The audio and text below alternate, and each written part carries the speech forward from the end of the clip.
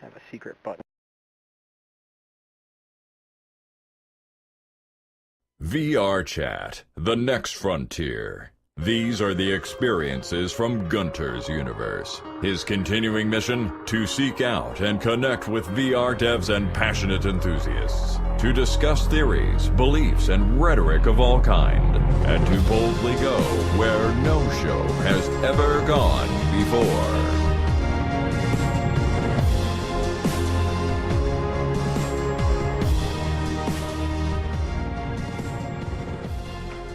Hello everybody. Tonight on Gunters Universe, show number 8, we talk with VRGamingEvolved, Coznefx, and Kdawg. We're going to talk about SVVR, Surreal Vision joining Oculus, VR games, Ghost in the Shell, Gear VR, and last but not least, porn. I'm your host Gunter, and I am broadcasting right now live from the comfort of my recreational vehicle into VR. Pretty fun. We got a great studio audience here with us. How are you doing, audience? They're all quiet good. right now. Good. And I hope you all are excited about the show as much as I am. So sit back, relax, crack open a beer, and let's dive in. Got a few announcements before we meet our guest and go into our discussion. Just want you to know, if you weren't here for last week's show, it was pretty epic. We had Lun and Piece of Fruit and Everyday VR on, and it was just a whirlwind of discussion around SVR, hardware, and even superpowers. It's 3 hours long, so definitely want to plan some time around that or just skip around it, but it was a lot of fun. And you could just go to guntersuniverse.com and click on the YouTube link there to watch all previous episodes. And a reminder that, well, at this point it's actually going to be only a few hours, but the Mobile VR Game Jam finalist voting is open for another 5 hours. So this means nothing to the people watching, but for all you folks here in the studio, after the show, you will want to, if you want to, go vote on your favorite finalist. And then a quick rant. I just saw an article come out from Fortune, or whatever, that said, announced AltSpace VR, the first social VR platform. And that made me a little bit upset because I've been hanging out in the social VR scene for about 2 years now, and it certainly isn't the first by any stretch. I think Riffmax Theater doing movie nights and karaoke, which was great. We had 30 people in there singing. Of course, I had a show there, Virtually Incorrect, did that for about 16 weeks. And that was great. And we also had, of course, here VR Chat spawned up January 2004. Of course, a huge contender in the social VR scene, and even Janice is another player that's been around, I think, since VR Chat came about. So I left a comment there on their article. You can search for it on Fortune about AltSpace VR, and if you want to as well, leave a comment trying to correct them. All right, so that's enough of that. Let's meet our guest. Across from me, we have VRGamingEvolved. He's a YouTuber. His channel is, VRGamingEvolved. What's up, dude? Yeah, not much, mate. Not much. Just interested to be on here. Thank you very much for having me. Still working. Hopefully yours is. Yeah, can you hear me? Can anyone hear me? Yeah, I can hear you. Yeah, okay. Yeah, like I said, thank you very much for having me on here. I've been having some connection problems, but yours sound good. Cool. Myself, 39 years old. I've been gaming all my life since I was probably about 5, and work as a commercial diver in the North Sea, and recently started up a YouTube channel for VR gaming. That's awesome. Yeah, we were hanging out in VR Chat at the meetup on Sunday. We talked a bunch. Been good times. Appreciate you coming on the show. I appreciate being asked. And also on the show, we have 2 of my good friends. Yeah. Seems like I think we have a bit of lag between us, because I think we're in completely different parts of the world. Yeah. And just to ask my other friends here, are you also hearing VR gaming at a lag, or is it just me and my crappy internet? I think it's just you. Ah. So I'll move on to you guys, and we'll see if I have the same problem with lag with you guys. So, you're a couple of my good friends. I really appreciate you coming on, and you're also both real-life brothers. So we have Coznefx on my left and Kdawg on my right. Coznefx is one of the hosts and editor of the Left-Handed VR podcast. So check out their podcast over at vrnews.tv. The latest episode is an epic hypercast, you guys are calling, no, turbocast. Turbocast, is actually what you guys are calling it. It's a high-octane, non-stop, in-your-face SVVR recap with a bunch of people from the community. So that's pretty awesome. And Kdawg is a producer here on the show. So how you guys doing? Fantastic. He said the same Jinx. thing. Yeah, no, it's great to finally be a guest on here after being behind the virtual camera, if you will. Right. So this is pretty cool, and I'm excited to be here. You both went to SVVR. I assume that treated you fairly well. Yes, we went again. We went last year as well too. I'm so envious, man. Well, we'll talk about SVVR in a little bit, but first, let's talk about Surreal Vision joining Oculus. And by the way, I'm definitely having lagged with you guys too, so we're just going to have to power through it the best we can and just take turns, I guess, as best as we can. So Surreal Vision is one of the top computer vision teams in the world and focused on real-time 3D scene reconstruction. Also, the email just dropped today, and it said that they generate an accurate representation of the real world in a virtual space. So this is going to help with both AR and VR.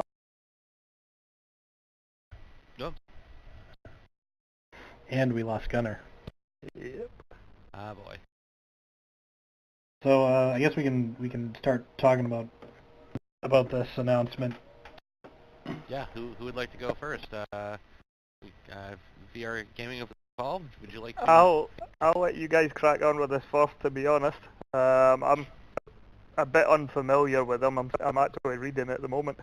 Oh, no problem. I just saw this today myself, and I never knew who they were before. So, but I don't think a lot of people really knew who they were, except for people who were really into like the scientific, really following the deep tech of VR. Working. We'll fill in for you, if you cut out. So we'll try to. Yeah, make it as we seamless as started possible. going on. Please do. Surreal Vision. Tell me about it. What do you guys think? I think it was a good investment. They are one of the guys worked on the technology behind the Kinect.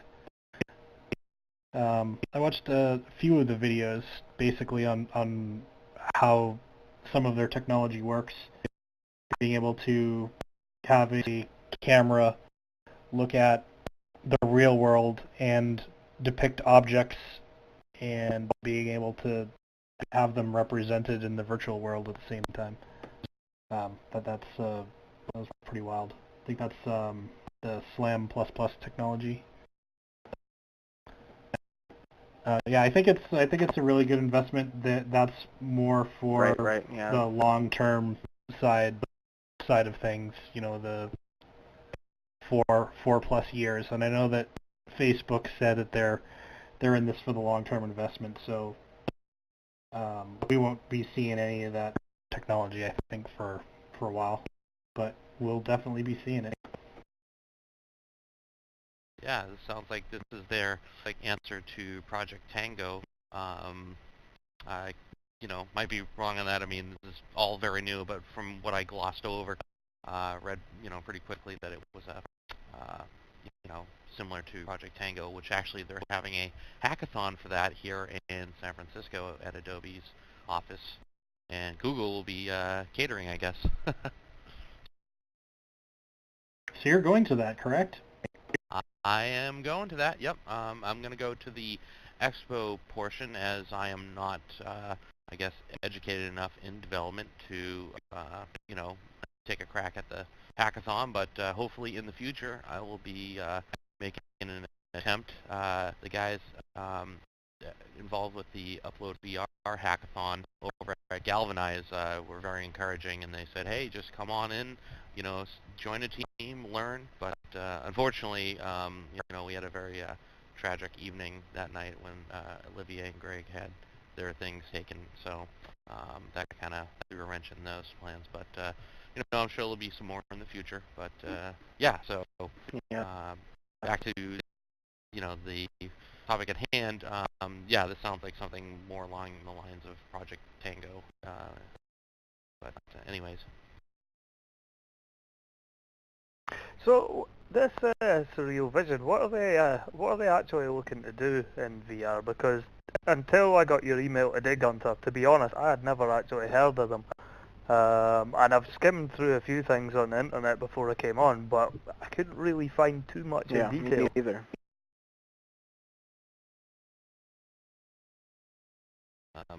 I think they do more kind of like research kind of stuff, you know, publishing papers. They're all PhDs, so they're not in the commercial sector that we all pay attention to.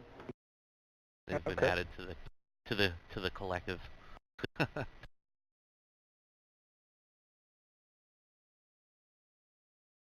Yeah, it sounds very interesting. Let me see if I can pull up a video on Slam++. Okay.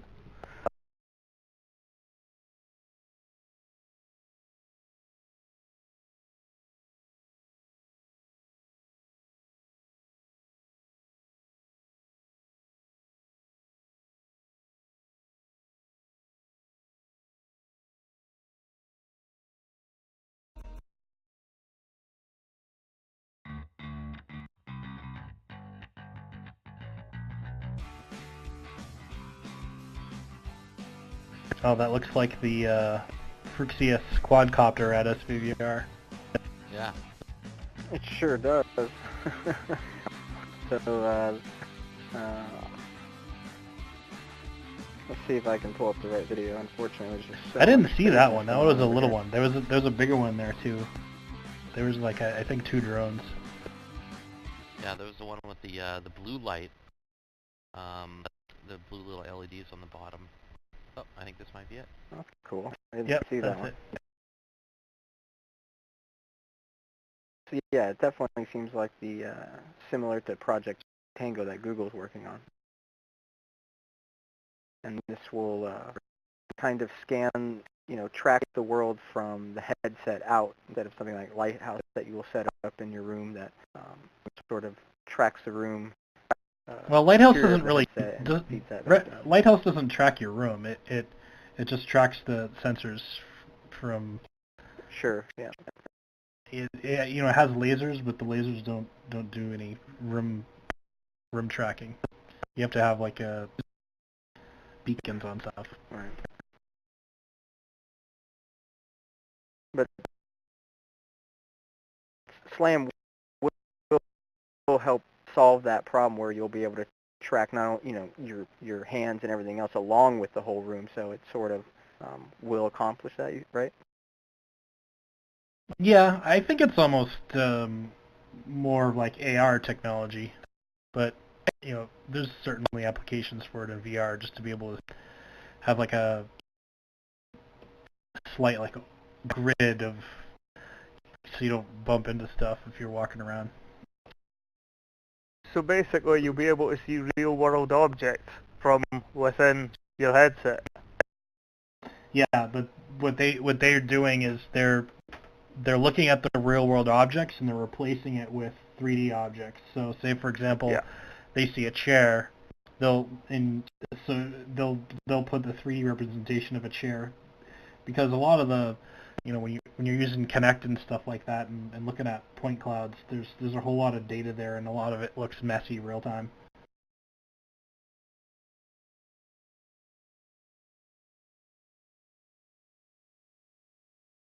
So it's not the same as like what Oliver Kralos is working on, where you're actually getting your real life, body and things that are inside the Kinect, field. It's more of scanning and doing 3D representation then. Yeah, it's almost, I think, taking the kind of stuff he's doing just to, like, a step further.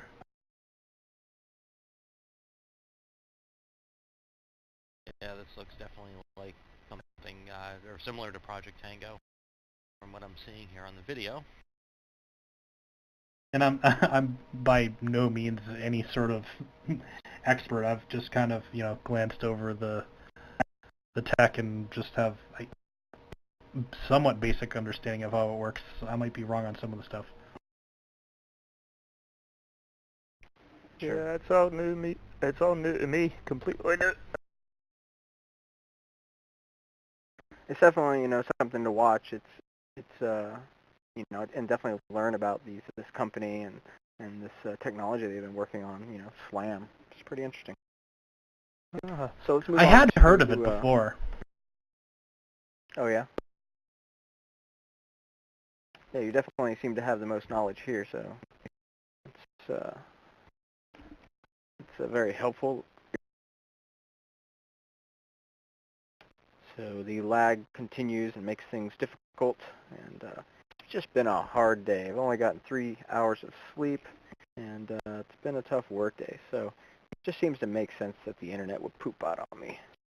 But let's talk about SVVR TurboCast, since we have 2 people here that went to SVVR. You guys talked about audio solutions like the Project Morpheus.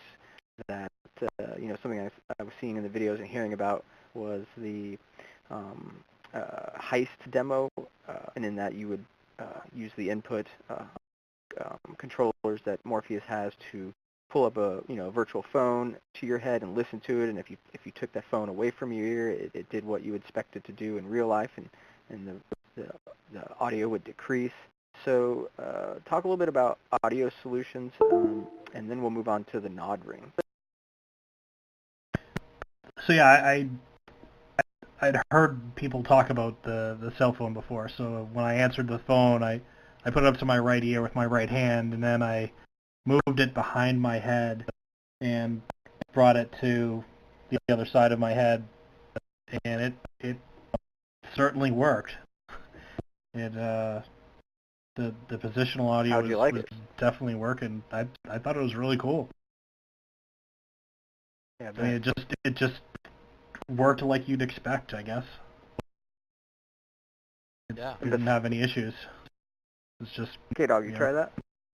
Oh yeah, I tried it, and yeah, it worked fantastic, and it was a great example of positional audio, giving the person the opportunity to kind of move this object around that's emanating audio. And I, from what I've heard, Sony has been, obviously working on this type of stuff for a while. I'm sure probably even pre-Morpheus. But yeah, no, it was great, and to see them, embrace that aspect of virtual reality. So why don't you guys tell me a little bit more about Morpheus, and then VR Gaming, I'd like to see if you had any questions or thoughts on Project Morpheus for questions for these guys, or have you been looking into it, and what are your thoughts on that, and console gaming? So Yeah, definitely. Bob and Kdawg, what's up with Morpheus, the whole heist thing, and a little bit more about Morpheus? Well, we both got to try Morpheus, the previous version, last year. I think this year's one thing I did notice last year when I tried it, they kind of forgot about me, so I was in it for a while last year. But the lenses fogged up, and this year they didn't. So they changed, I think, some of the ergonomics so that you don't really, at least I didn't notice any fogging up of the lenses. Because it had been a year apart, I don't really remember, otherwise ergonomics, weight. I mean, this one seemed lighter. They're both very comfortable. And they just worked really well. They're using their own in-house content development, so you're getting AAA level content, and it all looked gorgeous. Yeah, they had two demos there. One was with the one was considered more of a like tech demo for the 120 hertz, and the other was I believe traditional 60 hertz. So like the dancing robots demo, that was the 120 hertz tech demo, and then the other one there with the move controllers, that was the regular 60 hertz, but using the motion controls. We kind of got a little bit of everything. The dancing robot one, 120 hertz, you got a chance to use the regular PlayStation controller as an input device in VR, and it tracked its rotation in space and where it was, so you had some sort of reference, and that was pretty neat. You got to kind of look at a little toy presentation like you're in a bedroom with all these different toys almost. And then at one point you have to hold out the controller, and all the robots come popping out of the controller, and you can feel them coming out with the the vibration of the controller. And then at one point you can turn the controller like into a flashlight and kind of aim it at the robots and see the shadows and everything like that. It also had like a kind of holographic UI that popped up. Showing you what the buttons did. Also, the touch panel in VR was the actual display, which was kind of cool, like a little PSP almost display. So that was cool. Very cool. Yeah. When you say a touch panel in VR, what exactly are you meaning? Well, so you know how the PlayStation 4 controller is a touch panel in the middle? Yeah. So in VR, that touch panel turns into a display, like a LCD screen in VR. Yeah. That's quite a cool idea, actually. Yeah, it was really neat. So during this demonstration, I got a chance to try the Morpheus, dancing robot demo at VRLA and also here at SVVR. For some reason, it wasn't working as well as it was at VRLA. I'm sure it was just some calibration issues or something like that, but when I did the first time around, the tech was solid. I'm sure that there was really no difference between the two, as far as the hardware goes. But it was fantastic. Also got to try the move demo with the motion controls, and that was pretty solid. So I think Sony definitely has something here. And with their install base, I mean, they definitely have a good shot of having this become a success. The only thing that they really need is content. That's the thing that is really going to make or break this, I think. I mean, to be fair, I think gaming content-wise, if anyone's gonna get really good gaming content, it will be Sony. They've got so many companies behind them that they'll have content. Oh yeah, totally. I was saying that that's pretty much all they need is something good, and it should be a pretty I wouldn't say easy sell. I mean, they'll probably have to demo it, at places. It's not something you can kind of experience on TV and say, oh wow, that looks great on in VR. Like you kind of have to put on the headset to get the full experience of it. Yeah, when you were talking about the 120 hertz upscaling, how is that working? Did you find it was running nicely with no latency, or? Yeah, I mean, it ran pretty solid. I mean, it was hard to tell. I mean, for me, for whatever reason, I couldn't really see that much of a difference. But then again, my vision isn't the greatest, so little nuances other people might notice. But I mean, both demos ran pretty well. I mean, there wasn't any major lag or anything that would make me sick or that sort of thing. So even at the 60 hertz one, that ran pretty well. So. Yeah, it's still like upscaling it to 120, doing whatever type of frame interpolation that they use. Yeah, it was great, and I think it's gonna do pretty well on the PS4 hardware. To be perfectly honest as well, I mean, you see all this sort of nonsense with console wars and PC master race and that sort of nonsense, but I really hope that Sony get this right, because if the consoles get VR right and they get it working and you get all console gamers behind it, then it's going to help drive PC VR as well, and mobile VR, you know? Absolutely, you know, getting a good impression, like, you know, if somebody's like, hey, I just got the Morpheus for the PS4, come over and try it, and they try it out, and they're like, well, I don't have a Morpheus, but I have a PC, so this experience is great, so there's probably a good chance that, you know, the one for the PC will be just as good.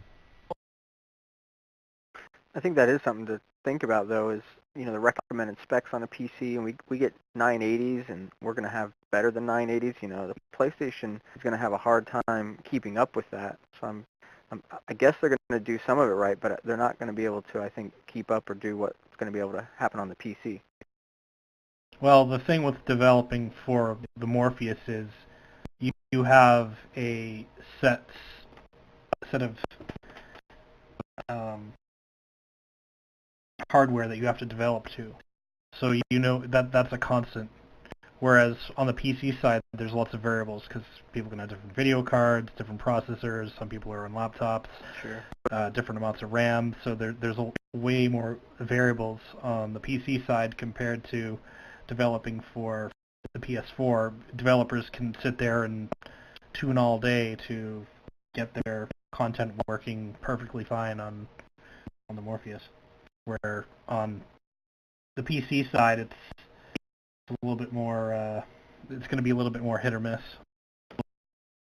Sure, that makes sense. What do you think about, though, in 2 years, is there going to be another PlayStation that's going to be able to then come out for, you know, that'll be able to be more beefier? Because in 2 years, I imagine, you know, what we're going to be able to do with those cards and with our PCs is going to be quite a big jump from, I mean, I guess, you know, you're saying that they'll be able to optimize for the PlayStation, but how far is optimization going to work compared to, there's definitely those variables with PC, but I mean, if the recommended is a 980 and you know, an i5, or especially in 2 years, you can imagine what you're going to, you know, as long as you got that recommended or quality card, I think you're going to kind of be all right. What do you think about that? Well, actually, I heard a talk about this very subject straight from the horse's mouth.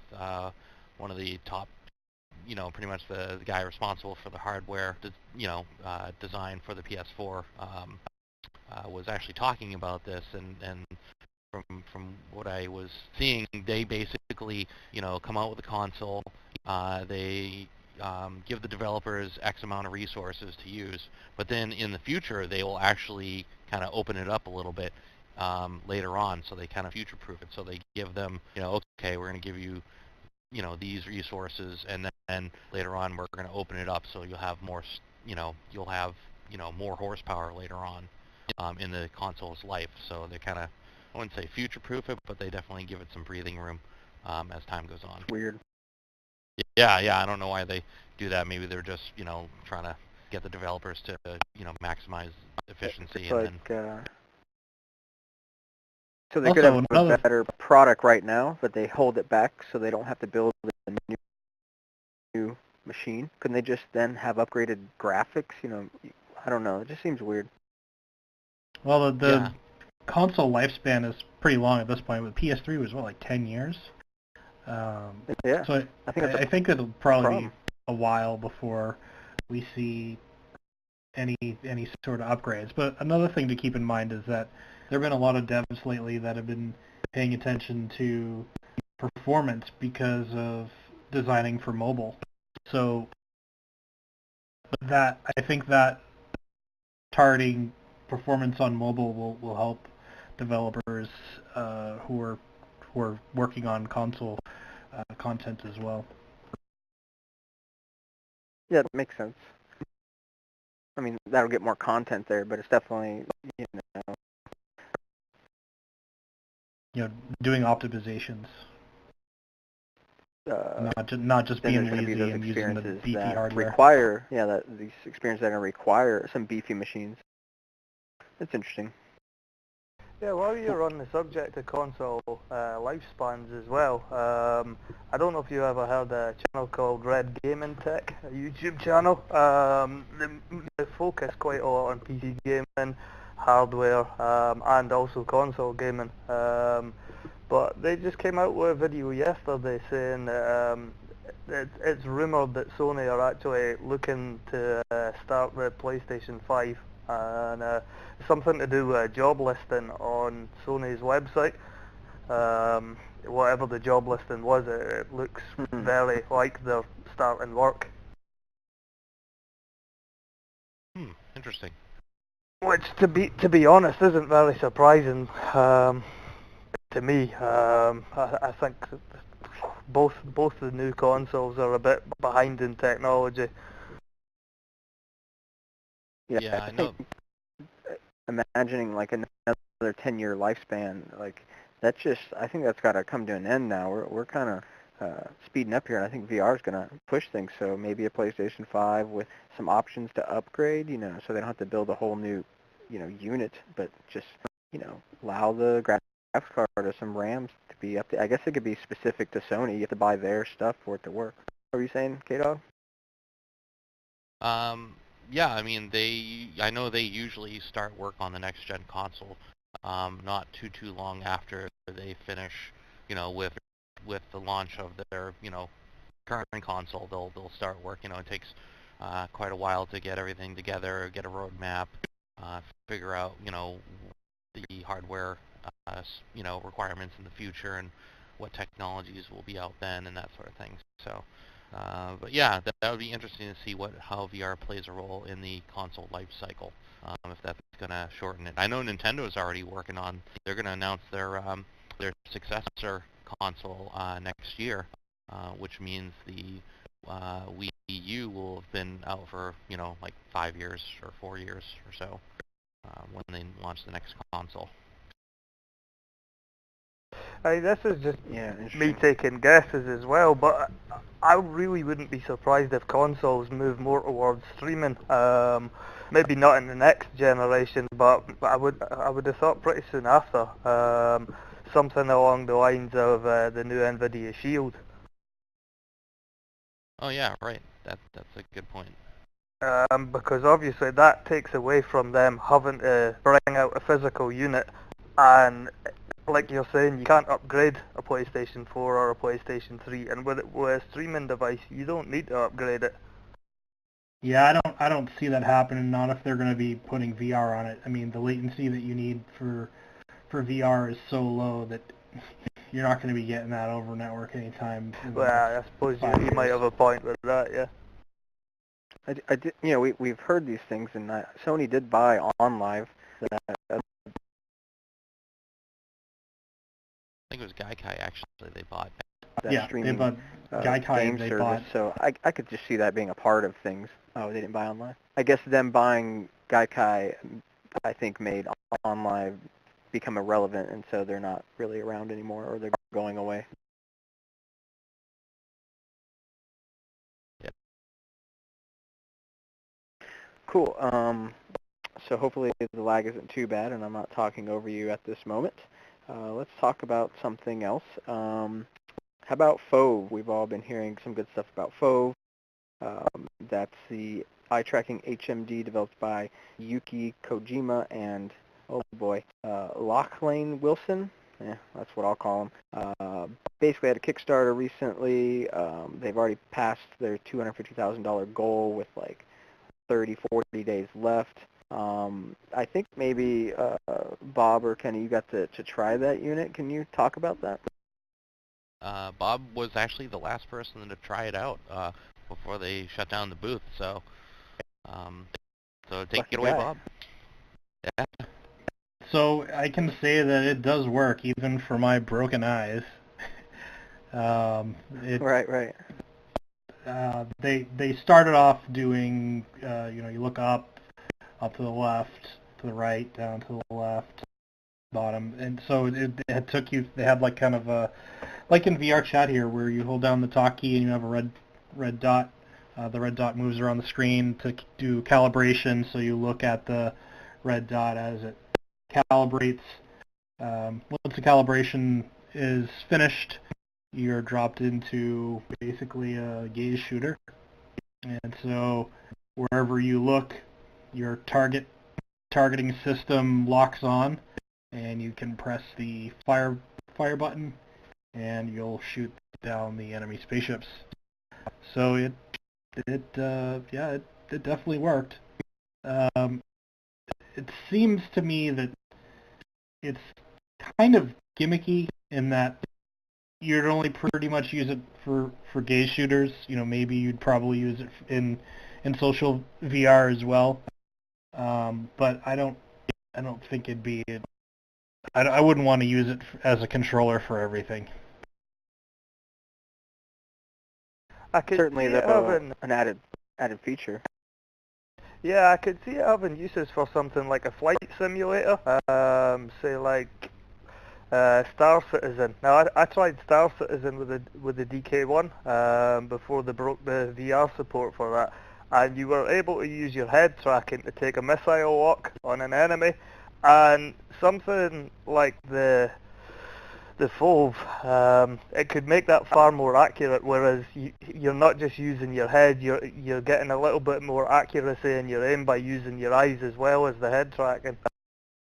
But I mean, like, what other gaming are you going to be using eye tracking for other than space sims?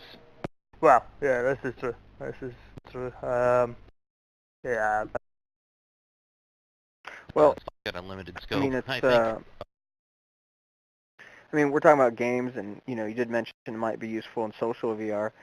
It does make me think, though, like, we have eyes that track things, so it's just another aspect of ourselves that we're bringing into VR, and it seems like it seems pretty interesting, and seems like it could be useful.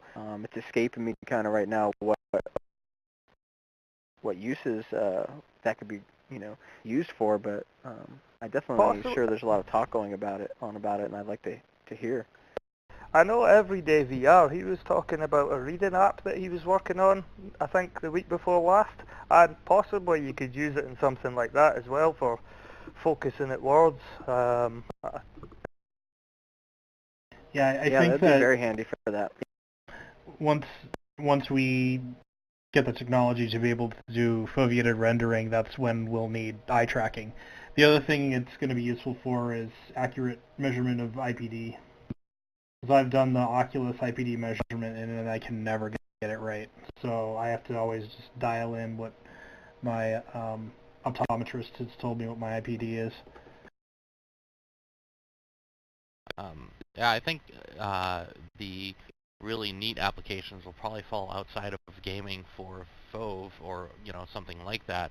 I can see it definitely having applications in gaming, but for instance, like accessibility issues, like if you needed to like focus in on some text or something small, you can kind of use your eyes to kind of gaze upon it and have it increase in size or change a little bit.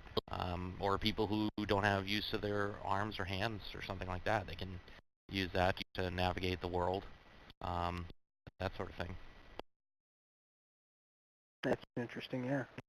Oh yeah, certainly for quadriplegic people. Yep. Well, it's interesting tech. It's obviously it's new.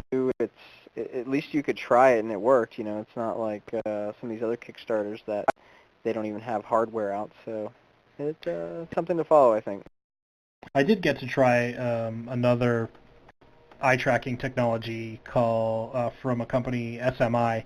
They're at the Boston VR meetup a few months ago. I think like in the winter time frame. And so I tried their system. They have built into a DK2, their entry level system, and theirs works too. But the difference between the tracking between these two systems, I have nystagmus, so my eyes kind of move back and forth really fast. When I tried SMI, it was showing the little red ball moving back and forth really quick, so I could tell it was for sure tracking my eyes. And it was a little bit annoying. I wouldn't be able to use it in gaming. But the FOV, it didn't shake back and forth at all. The targeting, it just kind of locked on to each target I'd look at. So I'm not sure if they're taking an average or what they're doing, but both technologies did did work, and like I said, I don't think it's first and foremost going to be used for gaming. Maybe just flight sims, but we'll see what people come up with. That's really interesting. You said it's SMI? Yep. Yeah, those are expensive ones. Their entry level is like $15,000. They're more like industrial level stuff. Gotcha. But they've been doing it forever. Like they've been researching eye tracking for like 20 years. So to kind of wrap up the SVVR stuff, there were some other things there like the butt turret or the butt computer or something like Yep. that. Butt computer. We could talk about that or wearability or anything else that you guys seen. Let's just go ahead and rapid fire those real quick, and then we'll move on to some gaming stuff. Yeah, so I tried Turris, and I was really surprised at how well it worked. I think that they're starting their Kickstarter at the wrong time though, because it's neat. It works. It certainly works. I'm someone that has disposable income, and I wouldn't buy it. And the reason I wouldn't buy it is because I've been burned by so many hardware Kickstarters. And the other reason is there isn't any consumer level stuff out yet. So they released it, I think, at the wrong time. They should have done it 2 years ago or wait 6 months or a year when people have consumer level hardware. We're doing the Kickstarter now. I don't think it's a good time.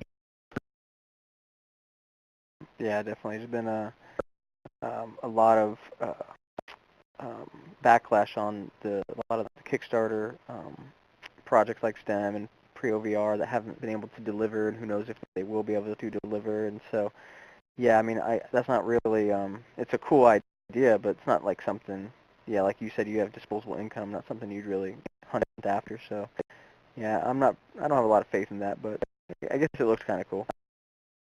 Oh yeah, I do want to it welcome certainly some of works. the new people that just walked in the door. We have Sentient and Lord Zone and Spade just joining, and Matt. So thanks for coming on out. I see Tom over there too with a unique, another awesome unique avatar that I haven't seen before. Welcome, guys. Sorry to cut you off, Bob. No, that's right. But may I ask a question? What wouldn't you spend your disposable income on, please?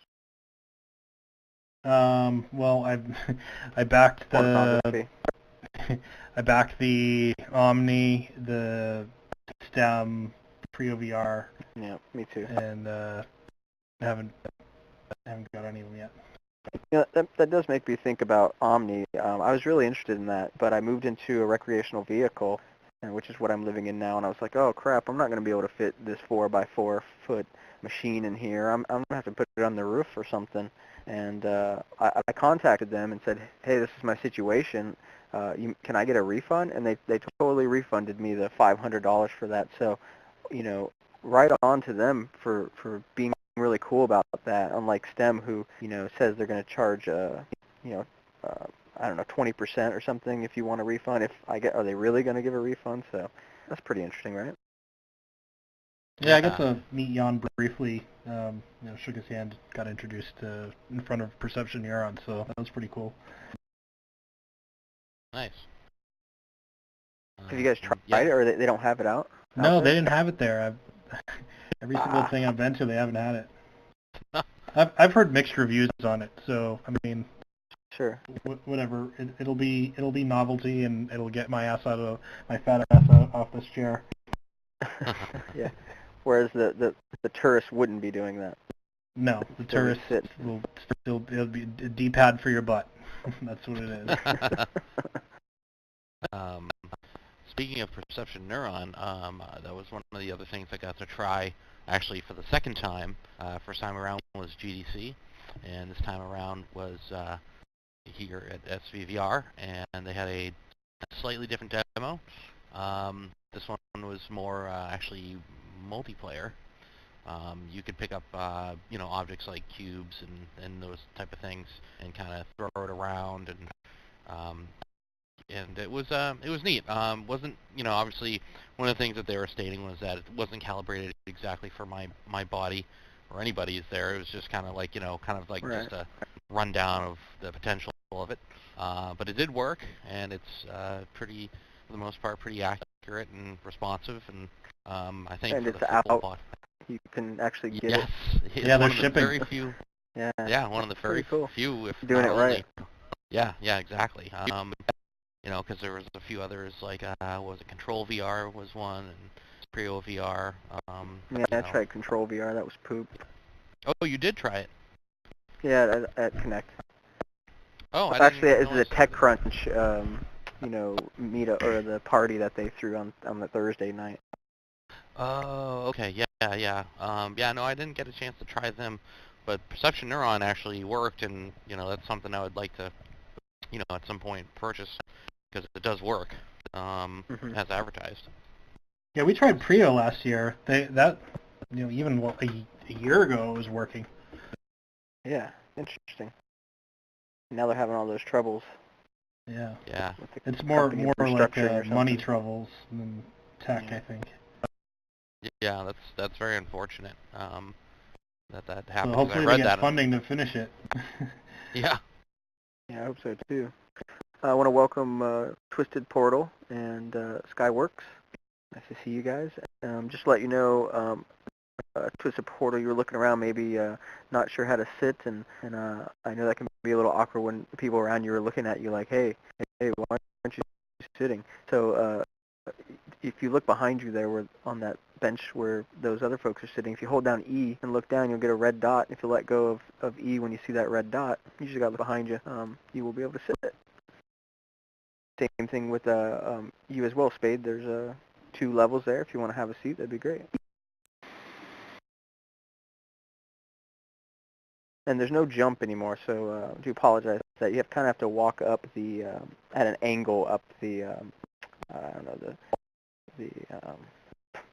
the audience seating. Yeah, there we go. A little VR chat trick. And One thing, I finally got to try out Stomps. yeah. All right. I was hugging zombies. Good, buddy. What were you doing? Hugging zombies. Hugging them? Yeah. With your feet? No, they had a leap motion on the front of the head-mounted display. That's cool. So you're walking around up to zombies and then hugging them with using Yeah. leap. Yep. That's cool. So Stomps and leap together. That sounds interesting. Yeah, Stomps is working great. Leap, not so much. Yeah.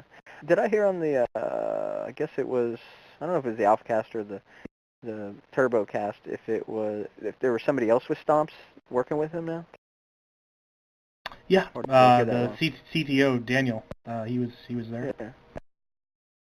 Yeah, I can't wait to talk to him about that. He's going to come on the show soon. Oh yeah, Just he's a interested to really great hear guy. The developments. Oh yeah, actually when I went out to Connect, I stayed with him for, I don't know, 3 or 4 days out in Sacramento. It was really nice of him to put me up, and we had a really good time. He's a really great guy.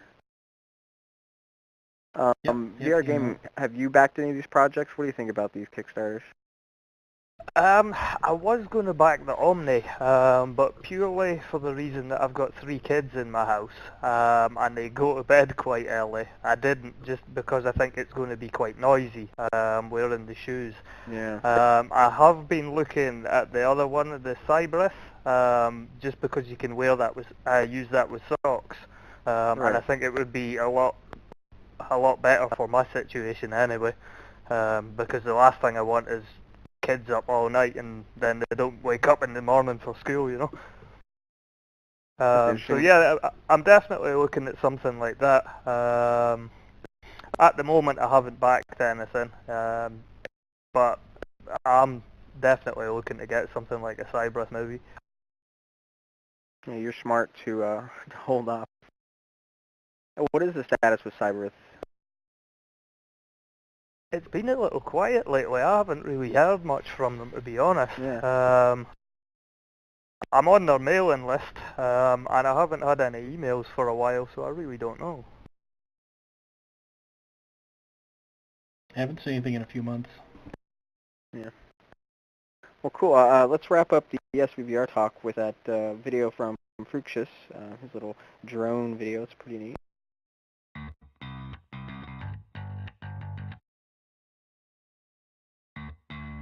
Sorry. There we go. I think that's it.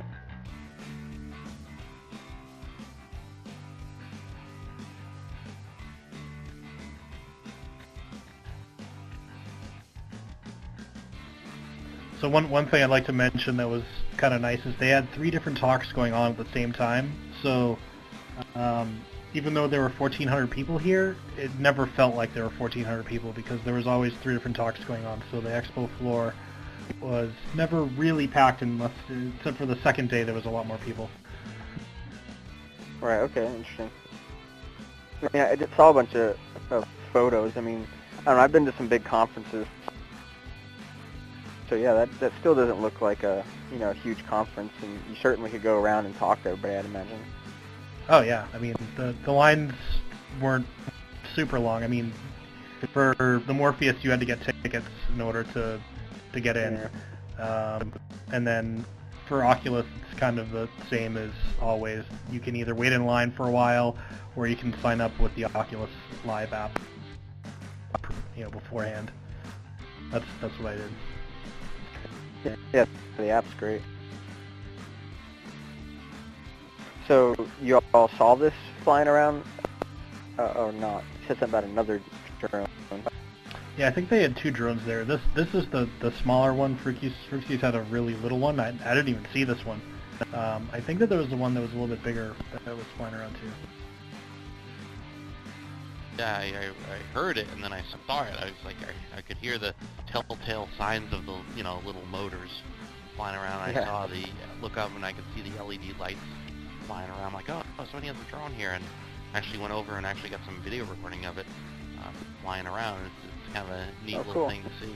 Yeah. We have some new people showing up. We have D-Block and Reality Check VR. So the room is starting to actually fill out a little more. That's pretty cool. Welcome, guys. Right on. Just been talking about SVVR, and we'll be moving on to some game stuff here in just a second. Yeah. Just one little quick thing, like, SVVR still felt like personable. Like, it wasn't like you're just, one person in like a sea of people that, you couldn't really get a chance to talk to people. I know, like, E3 is a different story. That's, like, a lot more, like, congested. How would you compare SVVR this year compared to OC1 Connect? Still, I mean, it's cool because, they're both small enough that, you can go around and actually talk to people and, have actually a good conversation, not just like a quick, hey, how's it going, and maybe talk for a second, but here, you could, chat with people and kind of get to know people. Same with Connect, so it had that same kind of, I guess, vibe, if you will. So hopefully that will continue in the future. Cool. Yeah, I'm quite jealous of all this sort of stuff. We don't really get any conferences like that in Scotland at all. Yeah, it's like I'm, going to these conferences now. It's like I'm really thankful that I'm able to go now because I've been to PAX, and I have a feeling that in a few years that these VR expos are going to be like PAX, where there's just thousands of people just crammed in, long lines, and just sucks. Yeah, PAX looked insanely packed. Like, I was like, wow, I don't even know if I'd want to, go there, really. I mean, there's so many people there. It was, like, claustrophobic. Maybe there's still a place for, SVR. People are going to want the not congested big scenes and more of the indie stuff, or, not the big name players. So that could be interesting. That seems to be something that could be fulfilled with, what Carl and Nana are doing. Yeah, I mean, there were some booths that, had 0 lines at all. You could just walk right up and try stuff, because there were probably like 65, 70 exhibitors. And, more exhibitors than the ratio of exhibitors to attendees in conjunction with having 3 different talks going on all at the same time made it so that you could get to try stuff out. Right on. So games, anybody excited about Eve Valkyrie? Excited about that VR gaming? Oh yeah, yeah. I'm looking forward to that, and I see they've just announced the alpha's going live, which I've applied for. So hopefully I'll get an alpha within the next week or two. I hear they're opening that up in waves. I don't know if they're doing that to maybe stress test their servers or what the reason for that is. I'm presuming it's for stress testing, but hopefully I'll get a client for that very shortly.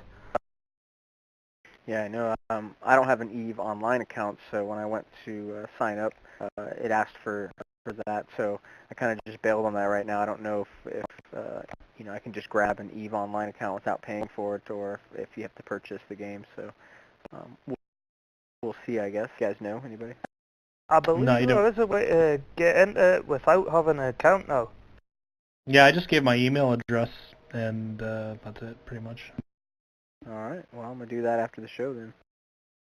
Yeah, it looks beautiful. Let's watch a video real quick.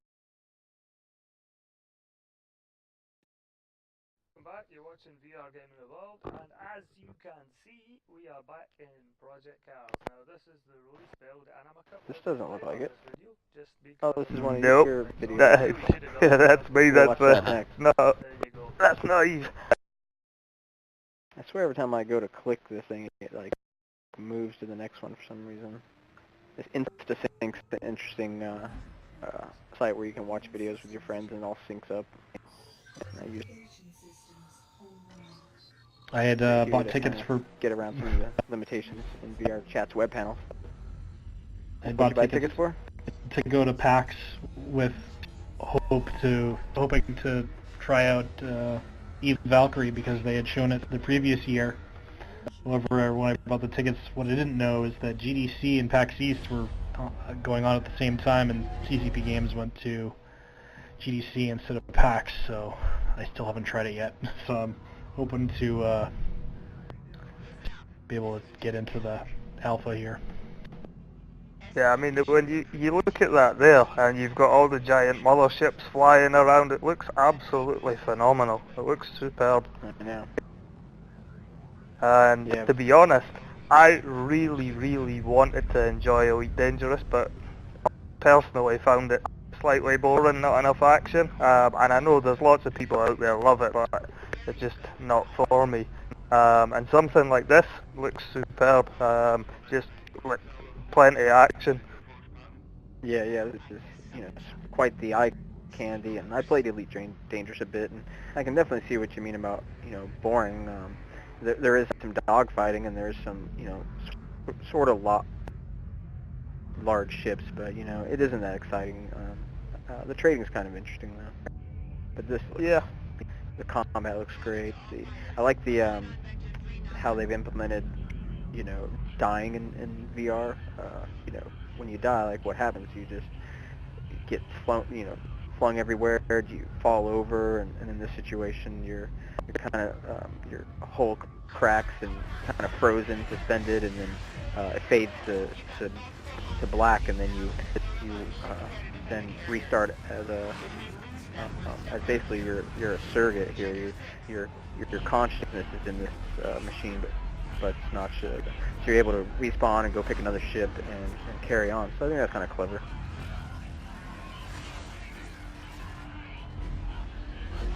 See, one of the things that's quite advantageous about having something like VR chat as well, it could actually bring together gaming communities where people from a place like VR chat can actually get together in games like Eve Valkyrie, organize multiplayer games and have teams. That's very interesting. I never thought about that. Yeah, that's pretty cool. Yeah, I mean, we got like Steam, and we have the overlay there, and our friends, listing. We go through there and organize a bit and jump into games. But yeah, VR chat could be, our way to do that in VR space. I like that. Yeah, here's the death sequence. Be kind of neat. Pretty cool. If they had a little portal in VR chat that you could walk to and it would launch the game. Yeah, that would be nice. Cool. Alright, so we're moving on to some of your gameplays here, VR Gaming. Talk to me about Project Cars that we're seeing here. Okay, yeah, this is Project Cars, and I believe this was the video that I did just after P-Cars was released. And I've actually had Project Cars since 2012. I got my release copy of it, and it's a phenomenal game. If you've got a steering wheel and pedals, Logitech, I use a Logitech G27 or any other sort of force feedback pedal set, it's absolutely superb. One of the big things is input in VR, and games like this have the input there, you know. Right. At the moment, there are still some issues with Project Cars, and you'll see posts on Reddit about stuff like this. You know, people saying that there's issues with the shadows and that, which there are. You can get rid of that by turning the shadows off in game, and it gets rid of it. But in all honesty, games like this, this is a final release for desktop, you know, and we're playing these games at the moment that are still, we're running them on dev kit. So although that's a final release, I wouldn't say it's a final VR release, and I think it will still be getting updated. But like I say, with the correct input, there's nothing like that at all. It's one of my favourite experiences. How many hours do you think you've logged in this, or Assetto Corsa, which I believe you played as well? At the moment, I know I'm well over 100 hours in Project Cars, probably well over 100 in Assetto Corsa as well. But I mean, Project Cars, since it's actually been released, there's quite a big community of racers now. It's very, very easy to get in an online game. Really good fun. I know quite a few guys that play it with the Rift as well, which is always good to jump in games with them. So I live in this by RV. Bugbear? Pardon? Is this by Bugbear? The video? Different? No, the what studio released this game? Oh, it's Slightly Mad Studios. Oh, okay. Bugbear's working on one too. They done Need for Speed Shift too.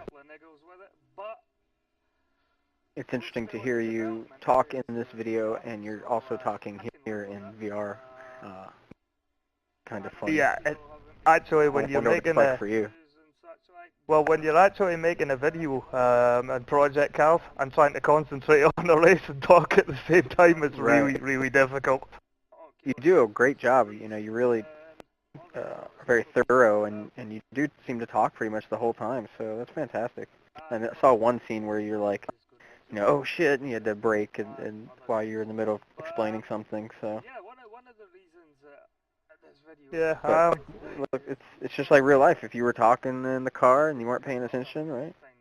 Yeah, I was actually in Project Cars tonight before I jumped in here. I spent probably about 2.5, 3 hours in there, so yeah, it was fun. Well, that's awesome. And we're going to talk about and see some other games that you've tried out, like Elder Scrolls Online and whatnot. Which one of these titles that you've played have you played the most? Is it Project Cars, or is there another one that wins? I've played a lot of Project Cars. I've played an awful lot of Assetto Corsa as well. And Assetto Corsa, that's really nice because all the tracks are laser scanned, very similar to iRacing, which is also a really good racing game. At the moment, it's actually quite difficult for me to play because I'm uploading to YouTube quite a lot. I'm doing quite regular uploads, so actually getting time to play for myself now is getting quite difficult.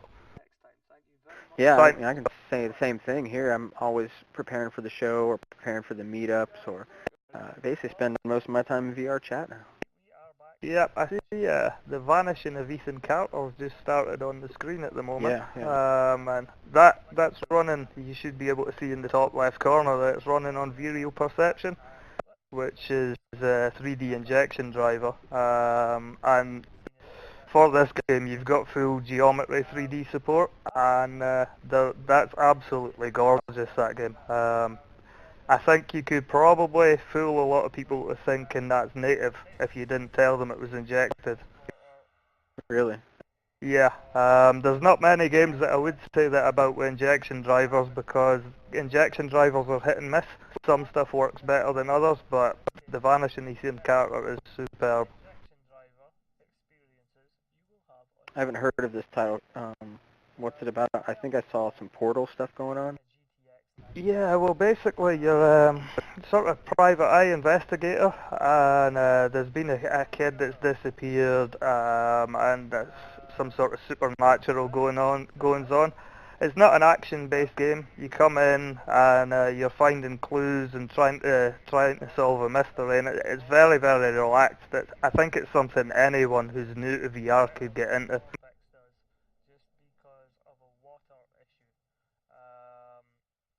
Yeah, I'd like to try this. But in general, both Skip through it a little bit, get a little further along. Wait, that's one of those portals? That's interesting. Yeah, so basically you're finding clues, and as you find clues, these portals open up and sort of guide you towards the next clue. Download it and go into the video folder, and you'll see an instructions. Scenery is just great. This InstaSync, by the way, works really well. It's pretty much within a second. Yeah. Very interesting. One of the things I looks like beautiful. about this, it's absolutely phenomenal. Really, really nice.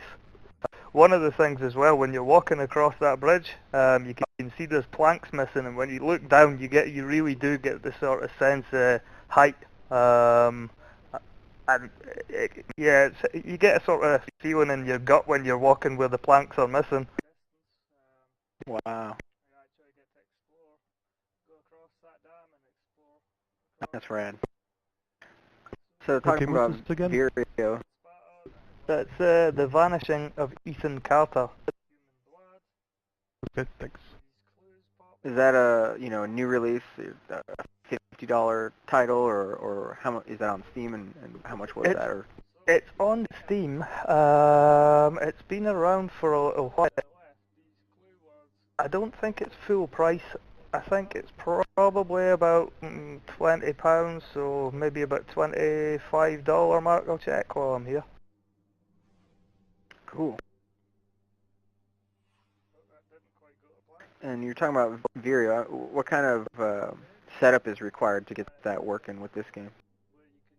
To be perfectly honest, I'm running that game there. Everything's maxed in the graphics, apart from the AA. The anti-aliasing's turned off.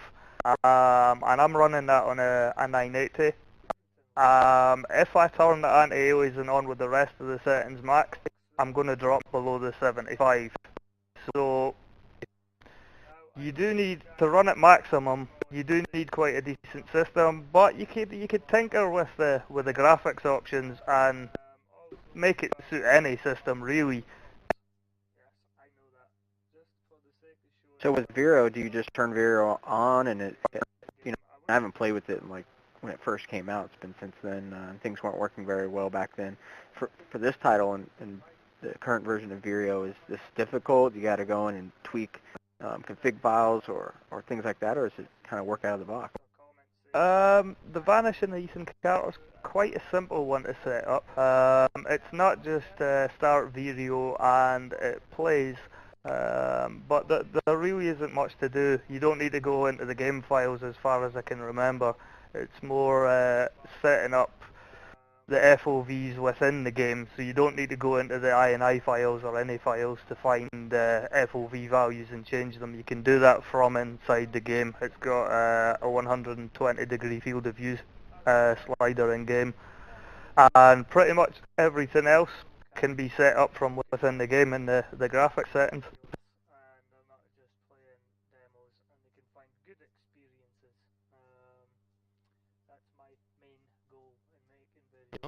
Now, have you tried Vorpix? Done any comparisons between Vorpix and Vireo? Yes, Yeah, this game runs on Vorpex, and I've tried it on both. One thing I would say, Vorpex is good at some things, and Vireo is good at some things. I own both, and I think if you're going to be testing stuff with injection drivers, owning both's a good thing. I mean, Vireo is free. It's up to everyone whether they want to spend the 30 quid on Vorpex. But with this specific title, it works better for Vireo because in Vorpex you have an issue with the water, and it's almost like the light reflections on the water don't work, and the sky reflecting doesn't work. You can cancel it out through the graphics settings with Vireo, but it doesn't seem to work so well with Vorpex. So it's kind of game by game as far as which injection drivers you use. Yeah, one of the things with Vireo is as well, Vireo is purely DirectX 9 titles at the moment. They may change that somewhere down the line. As far as I know, for them to implement DirectX 10 and 11 titles, they need to rewrite the entire program. So whether that'll come sooner or later, I'm not sure. Vorpex does have the advantage that it supports DirectX 11 and DirectX 10. One of the good things with the injection drivers as well, though, although they are hit and miss, Ralph at Vorpex and the guys at Vireo are quite good at giving you some advice and help if you need it. I'm regularly in touch with Ralph at Vorpex and keeping him up to date with if I get any games working myself, and just getting some advice off him about some things. Yeah, and, they're really helpful. I actually had used Vortex a little while back, probably about a year ago or so.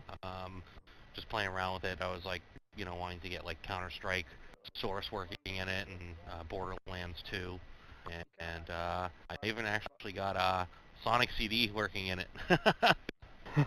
when it actually was working for whatever version that was, but just playing around, experimenting, and you're right, it is very hit or miss.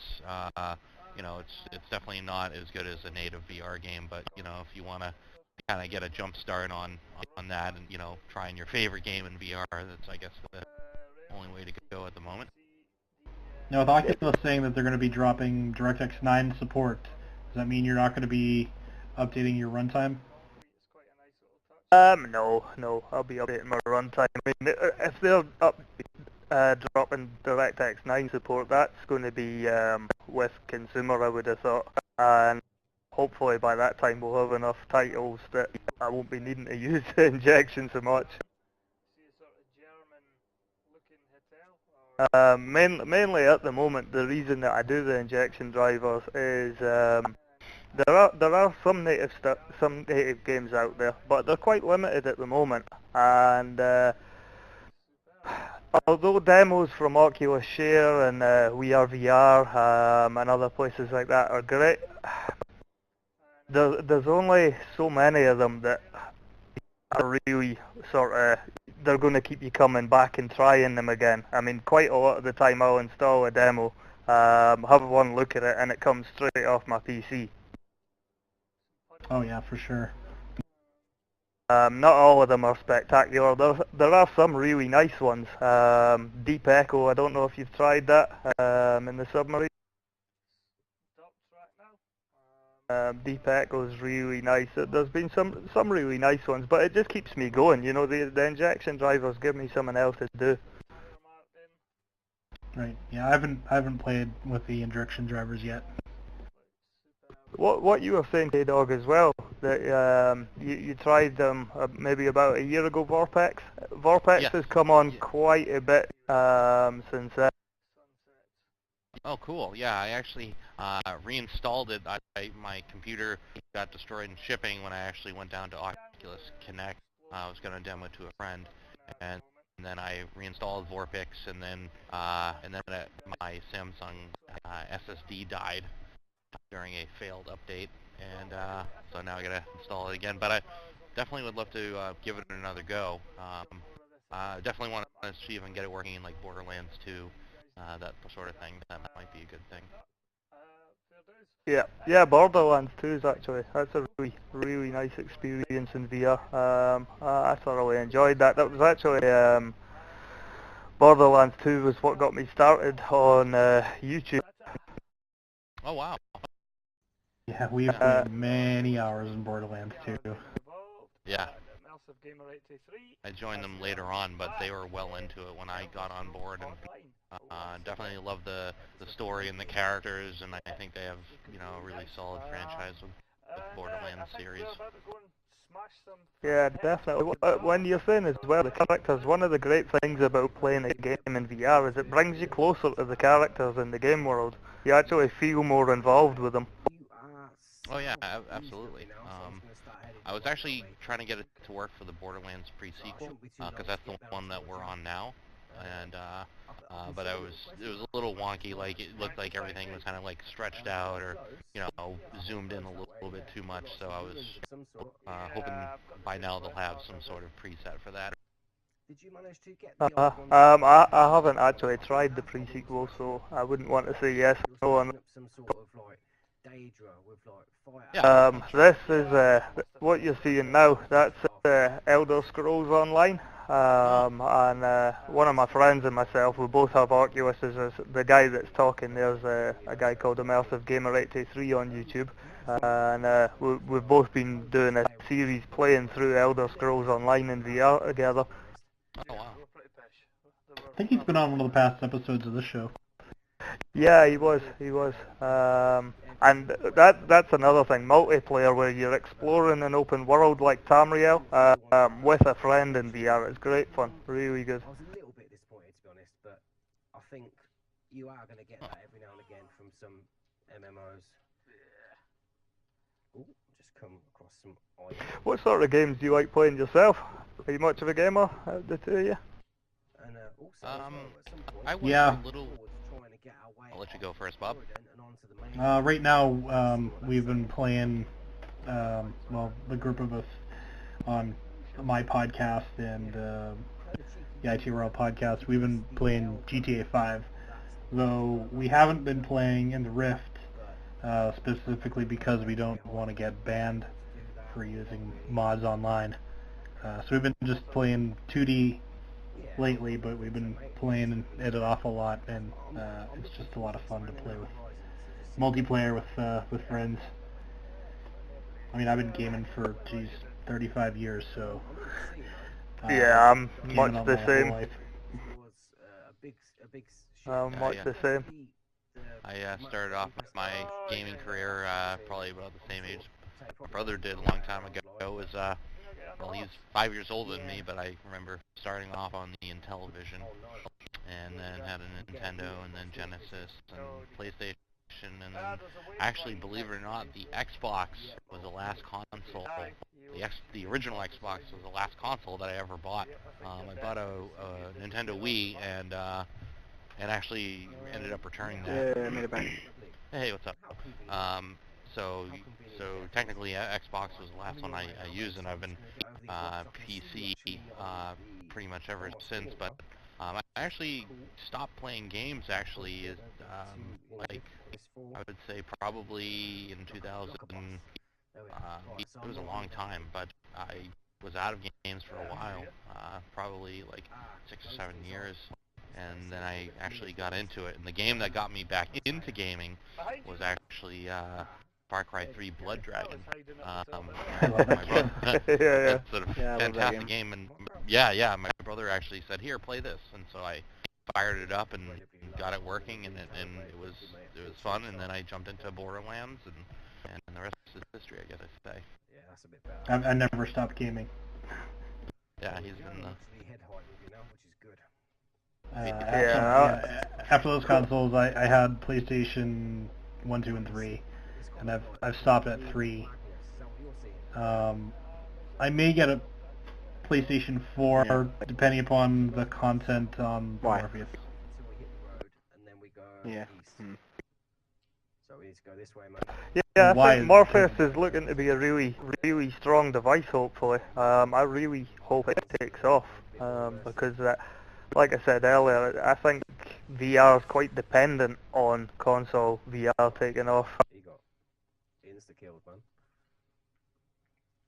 Yeah, that's kind of the big thing for a lot of people being introduced to VR for the first time will probably be the console, if not like maybe a Gear VR or something. Can't hit him. So I assume you guys talked about Elder Scrolls, so we'll move on to Dying Light. Yeah, now Dying Light's a funny one, just in the sense that there's no positional tracking. You've got full head tracking. You can look around, but for some reason they haven't put positional in it. And I thought by now they would have updated that, because to be honest, I don't think it would take them that long just to add in the positional. But so far, nothing.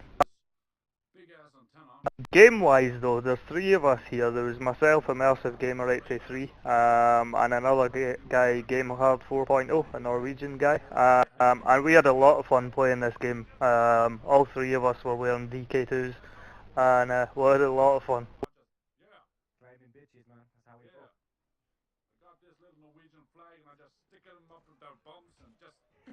It looks good. Yeah, Pick up this is VR as well as this Vorpix. No, that's native. Yeah, it's native, but it doesn't have head tracking, so it's basically like DK1. Yeah, pretty much. You can look around, you just don't have the Head tracking, positional. it's not positional, or? Yeah.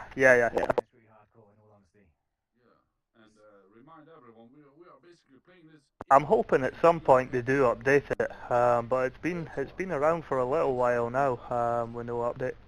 Yeah, man, the depth and the scale, the fucking, as they're in your face, man, the gore, it's all there, man, and it's proper. Oh, look at the size of this one. I think I'll wait for this one from the Steam Christmas sale. Yeah. He's got, oh, look, we've got a HEV suit, man, look. What other games have you been playing and reviewing? At the moment, I've been playing a bit of The Vanishing of Ethan Carter. I'm really actually, one that I'm looking forward to at the moment is Ark Survival Evolved. I don't know if any of you guys have heard of that, but it looks absolutely amazing. Ark is a survival game set in a sort of Jurassic Park world, filled with dinosaurs. I believe you can ride on dinosaurs, build sort of shelters and bases, and I think it's coming out for Project Morpheus. It goes into early access on Steam next Tuesday, so a week today, the 2nd of June, and that looks phenomenal. I can't wait. Cool. I haven't heard of that. Yeah, survival game in VR, man. That's pretty cool. Yeah, you should try and pull up a video. It's called Ark Survival Evolved. You should have a look at that. Yeah, let me see if I can grab that. Do you know if the Forest had native VR support? The Forest, no. It's been rumoured that it was going to get native support, but nothing's happened so far. Oh guys, we have riders. Batty riders. Are we gonna fuck them up though? Yeah, let's go get them. Apparently, The Vanishing of Ethan Carter, that's going to be getting native support as well. They're rewriting the entire game at the moment in Unreal Engine, and apparently it's coming to PlayStation 4 and getting native VR support. Wow. Now, do you think the future games are going to be using the Oculus SDK or Steam VR SDK? That's a hard thing to answer, really. Hopefully both. Because I know Steam VR are at least the prefabs or plugins for Unity. It's supposed to support both devices, both Vive and the Rift. Yep. Yeah. What you're seeing here now, this is Ark Survivor Evolved, and apparently, from what it says on the website, this is in-game multiplayer footage.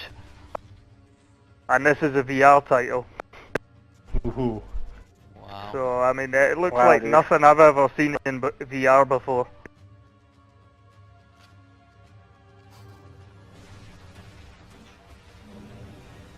Oh shit, dinosaurs!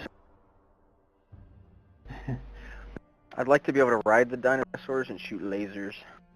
I think you can actually fly pterodactyls in this. Wow.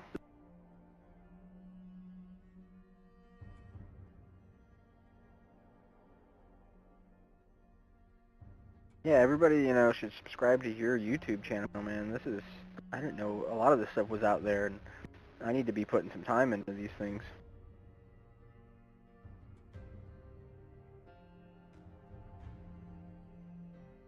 When Like does I this come said, out? this comes out on the 2nd, so 6 days as of the morning.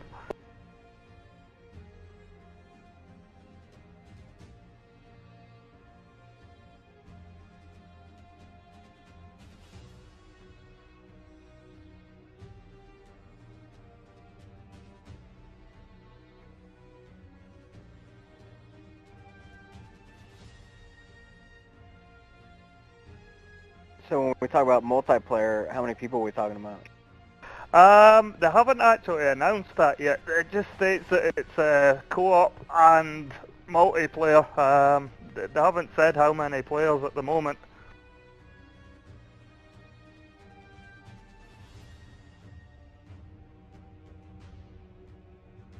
It'd be nice if you could get a decent community together in the game, though. For sure. I'm down.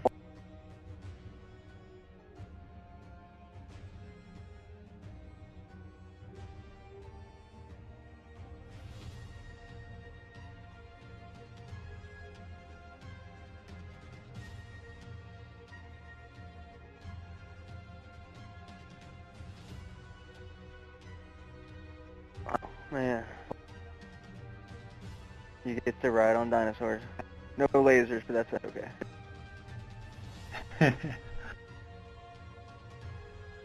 Well, that's some sort of laser-ish looking thing. You know the story? Like, how did they get, like, where the dinosaurs come from? Is it time travel, or? Well, they haven't actually given much away, to be honest. It just seemed to spring from nowhere, maybe a week ago, 2 weeks ago at most. It just came out of the blue. I'd never even heard of it before. A trailer got released. The website just appeared out of nowhere. I'd never heard of this before at all. And then all of a sudden, it was on Steam Early Access. And there's even a dragon. But yeah, I mean it's looking phenomenal.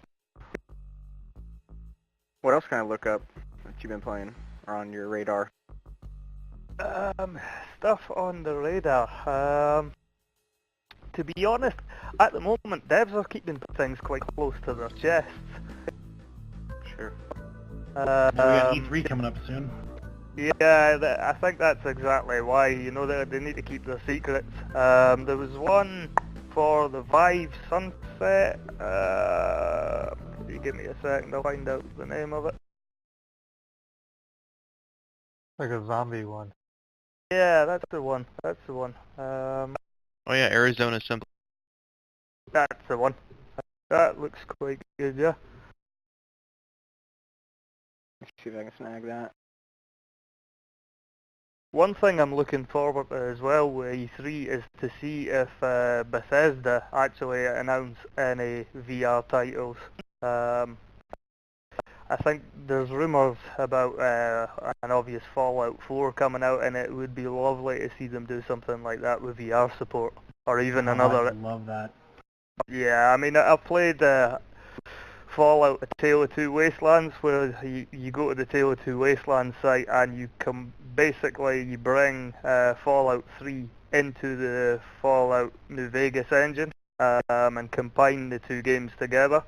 So you can you can actually move seamlessly from one game world into another. It's really quite cool.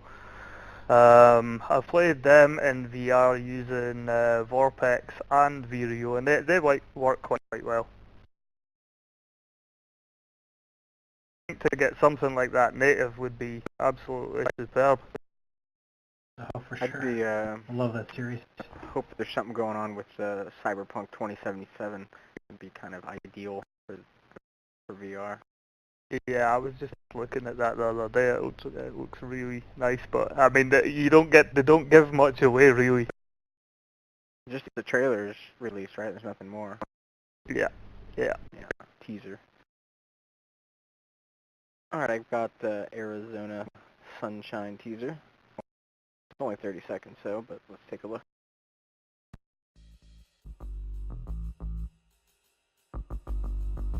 Yeah, see, every time I try to click something, it goes to the next one. There we go.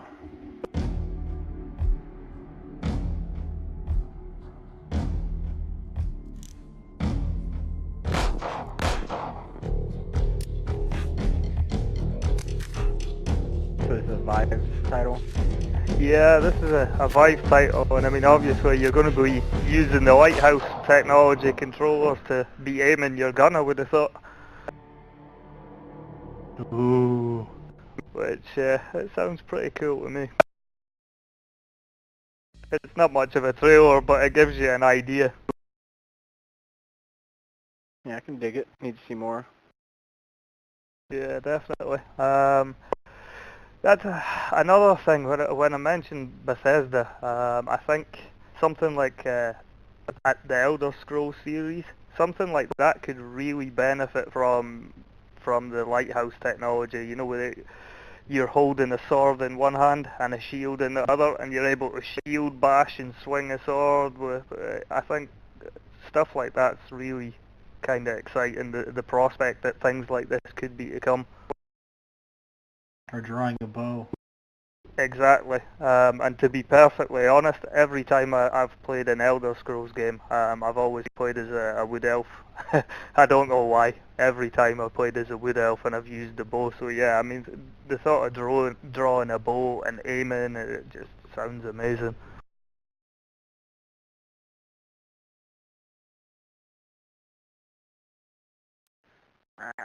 Crashed again. This time it was an Alt-Tab problem, so don't do that. I have a couple computers here and hit Alt-Tab on the wrong computer.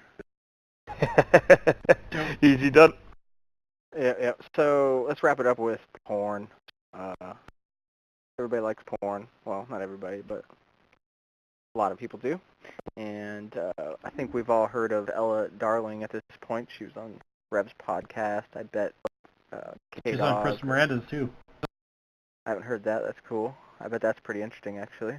I know. I haven't had a chance to listen to that one yet. Did you get to meet her out in SVVR? Yep. I heard she was there. Yeah, sat next to her at the VRcasters booth for a few minutes. And so yeah, I got to meet her. She was very nice. Cool. Yeah. Did you ask her for a lap dance? A VR lap dance? No? There you go.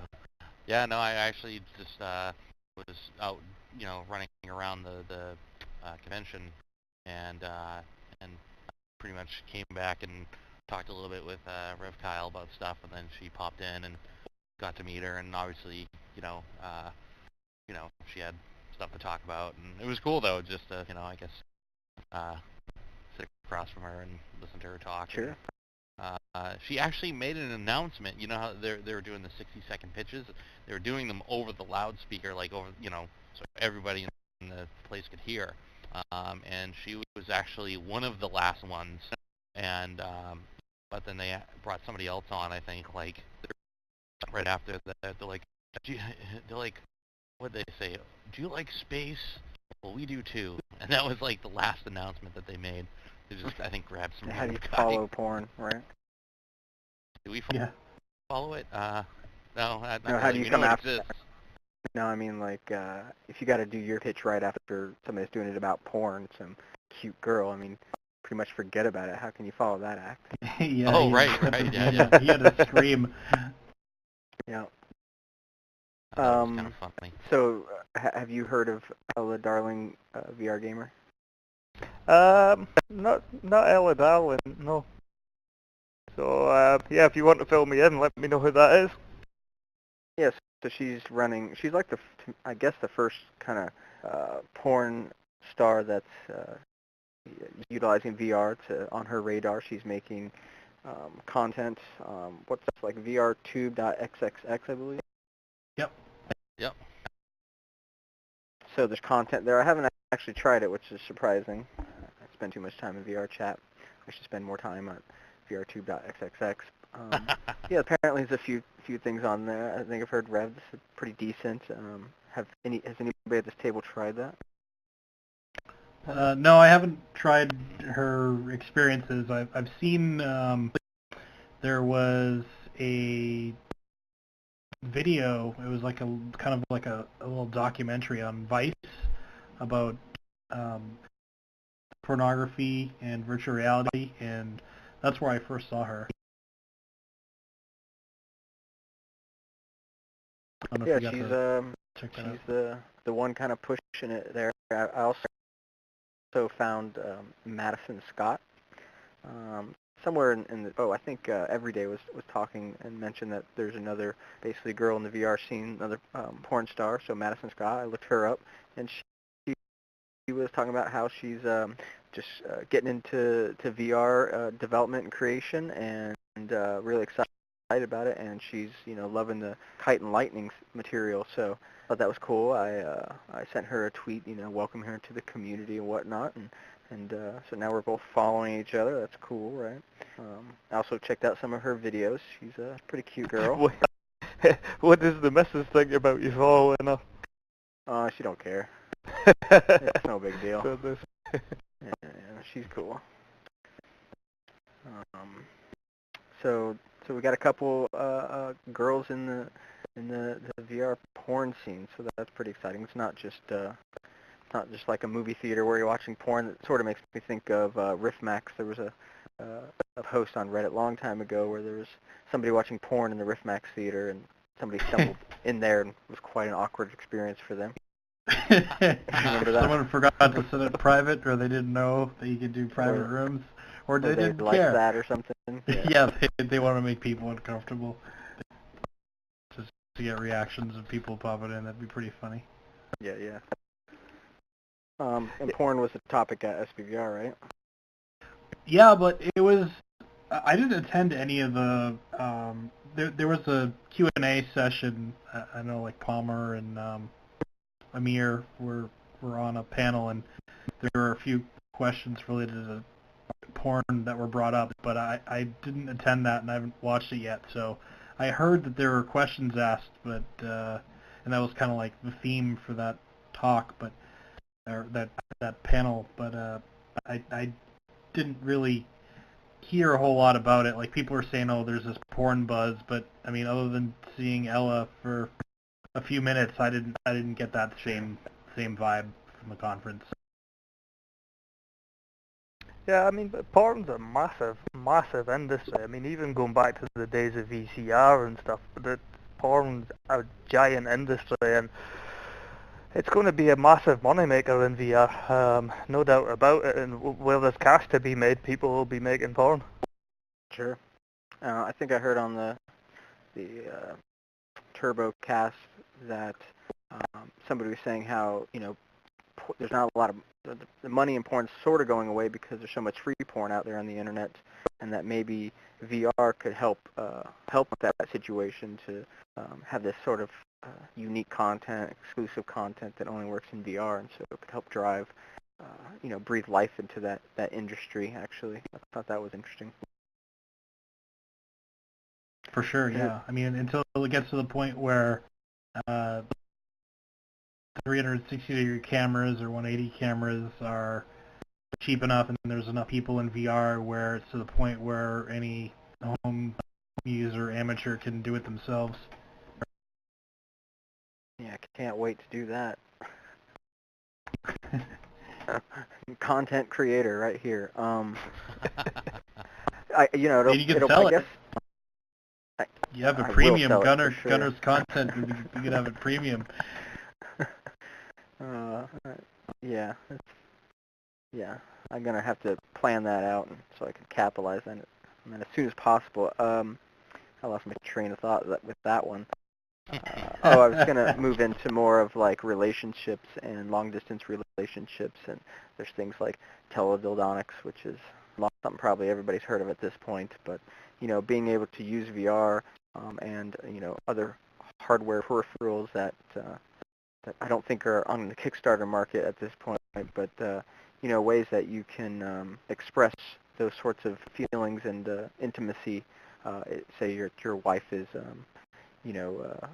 across the world and stuff. And I find that to be very interesting. And here we are around this table and in this social scene, and we feel like we're here together, and that this is a discussion show just like it would be in real life. I find that it'll be a very cool thing for couples to have long-distance relationships in this sort of medium.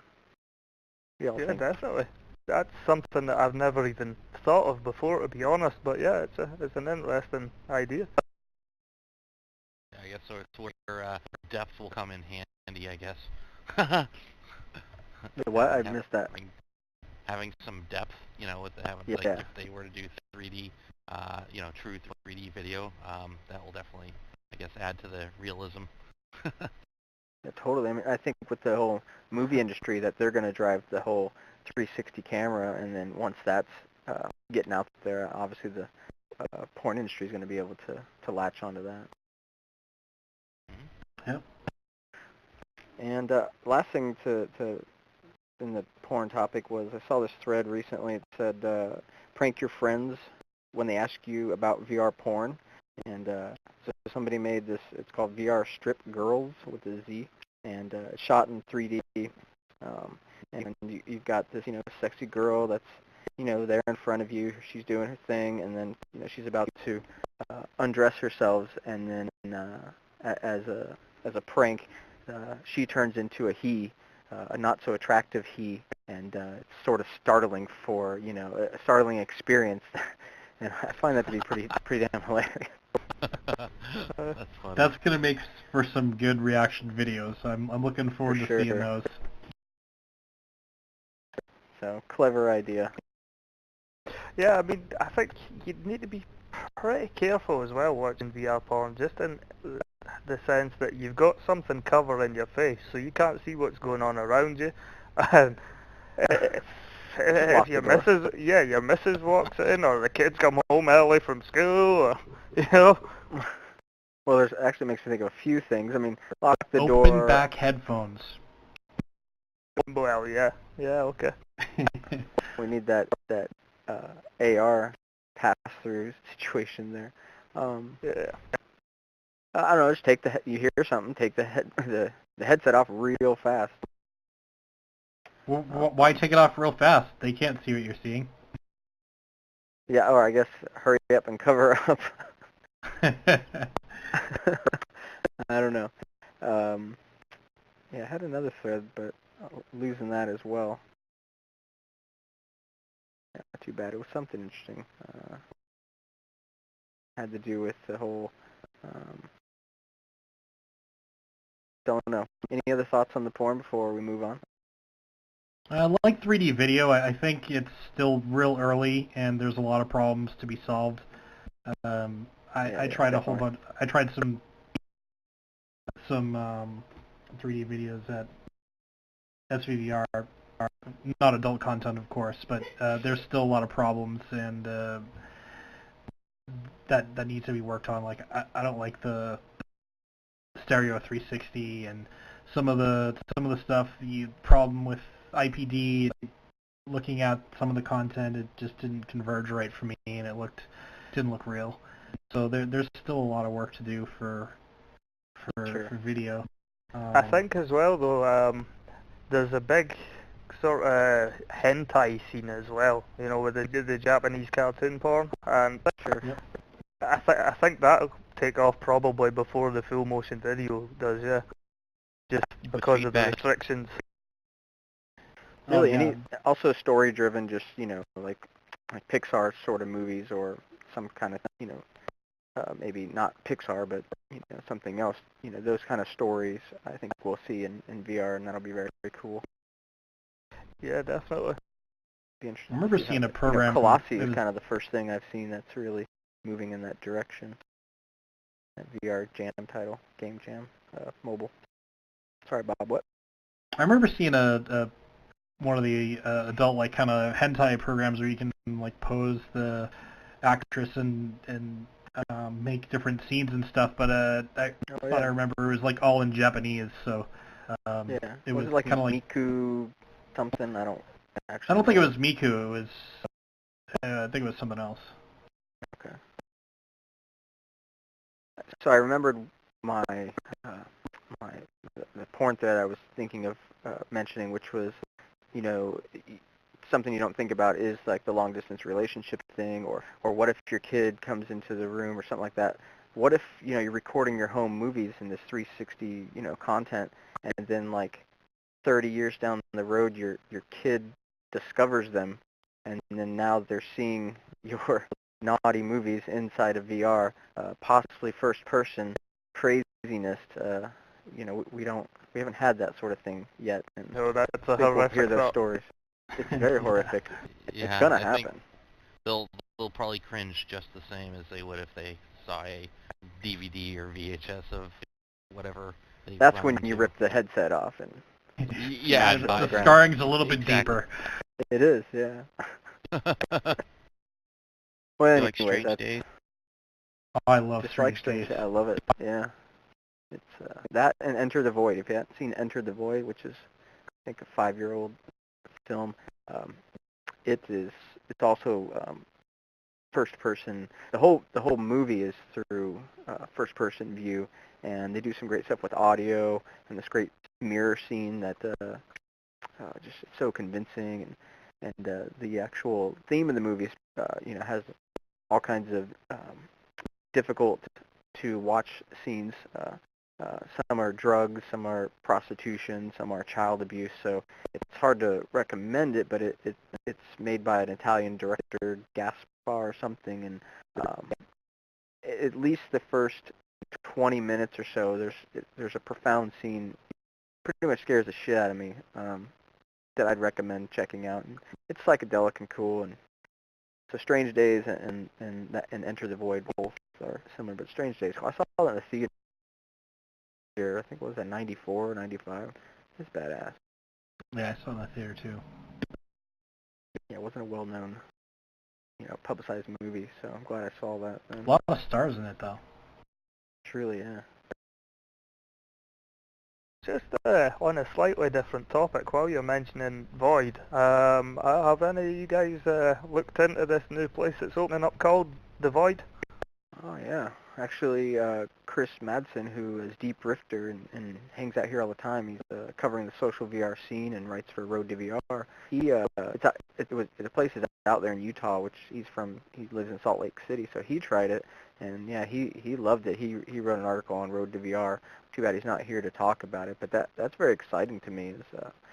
I think we were thinking about this a while ago, but now you see somebody entering in that space they have their own headset, maybe called the Rapture, and then they got their own like backpack laptop in there, and just running around like a laser tag place, but definitely cooler than that, with props and walls that fit the VR experience that you're in.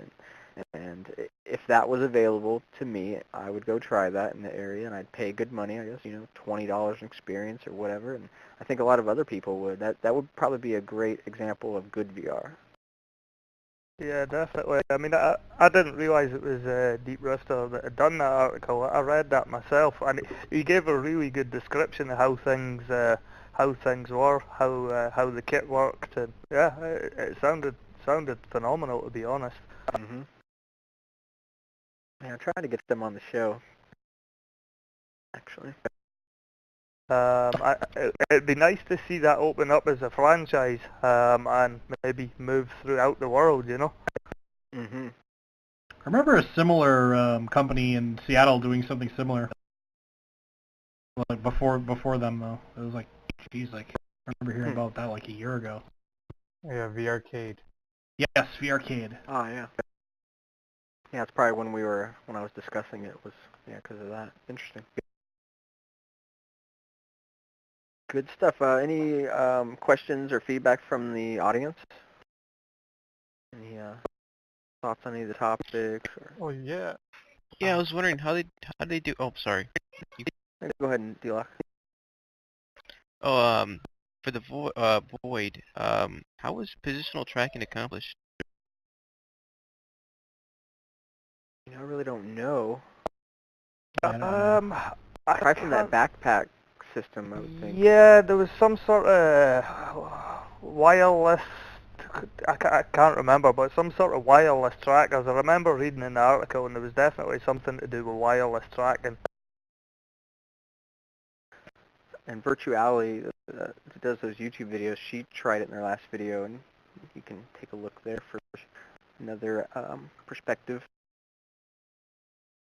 Who else had a... I have a quick question. Is that theme park open? That's a good question. I don't know. No, it's not open yet. But you could probably get in contact with them and try it, I imagine. I believe they're still using the DK2 in the headset at the moment and haven't actually finalised their own one. So I don't think it is open, no. Right. Yeah, they can't use the DK2 because you can't have DK2, like the license agreement that you have with your DK2, you can't use it in a setting where you're selling time to use it. But they could definitely, like, if you get in contact with them, I bet they could give you a free tour or try it out and you could write about it. Or Yeah, I'm sure it's in, like, I think they're still kind of, like, building it out. It's, like, in, probably in, like, alpha or beta right now. Yep. Yeah, Was there somebody else that had it wasn't really a question, but like a recommendation. You guys were talking about like a Pixar short type of movie. There's actually something that came out not too long ago called The Rose and Die. Have you guys heard of it? No. It's on the subreddit. It's already you can download it. It's like a early version of a short film, and it's really convincing. Actually, it's one of the first demos that they said that you can stand. Like they prefer you stand for it, which is interesting. What's that called again? The Rose and I. It's it's like a little Pixar short. It's like 5 minutes. I'm trying to see if there's a YouTube video. I'm not sure if there is. It's from Pixar? No. It's actually Right. one of the guys that worked at Oculus Story Studio, I think it's called. Right. Yeah, he used to work there, but now he's running his own thing. And yeah, it was very low key. I saw it on the subreddit, and it didn't really get much hype, but I really enjoyed it. I believe the studio is Penrose. Yeah, I'm seeing that now. No video though, but yeah, penrosestudios.com. Yeah, it's that's the only demo. Well, I don't know if you would call it a demo, but app that I downloaded that says like, yeah, stand a few feet back, stand up, and take it all in, and yeah, it's crazy. Oh, cool. Man, there's so much content to try, as DK1, there was some stuff Game Jam gave us, but man, this last year has just been so many things. I can't keep up with it. There's so many social VR spaces, with AltSpace and Converge and Janus, and man, all these games, VR game that you're playing, it's like, God, I just don't want to work anymore. I just want to jack in and fuck real life. That's funny. So, yeah, any other questions, thoughts?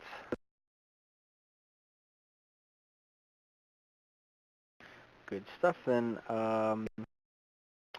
So if you're here or watching from home, if you have any person that you'd like to see, developer or YouTuber, podcaster, porn star, if you'd like to see them on the show here, talk with us, send me an email or send me a tweet. Of course, don't recommend Palmer or Carmack. That's ridiculous. And also want to know if Tuesday nights at this 9:30 slot works for you guys. And if you'd prefer or like to chime in on maybe a different night, different time, I'd be interested in hearing that as well. So the best place really to get my contact info is just guntersuniverse.com. 2-page website. Second page has it all, from Skype to Steam to email. Sign up for the newsletter. It's all right there. Makes it a lot easier than me trying to say go to this email that's different than this Twitter, that's different than this Skype sort of situation. And yeah, I'll read that stuff on the next show. So that's pretty much it. Thanks to my guests, the audience here. Thanks to Kenny and Ortath and Tom and Kirito for helping me out with production. Really appreciate the avatar that Fruit just made for me. And of course, Olivier, who built the set here. The VR chat devs, Jesse and Graham. They're so awesome to build this place for us to play and to be such good friends. And thanks to anybody else that I'm forgetting. And don't forget to join us here every week. It's a lot of fun. We party afterwards, so come join us every week. And with that said, I'm going to go make some delicious VR porn right now. So good night, everybody. Good night. Good night. All right, good night. And I'll try to play the music, and let's see. There's a special button. And it's too close to the seat. Right next to the one that produces the porn. I'm just kidding. Here we go. Music.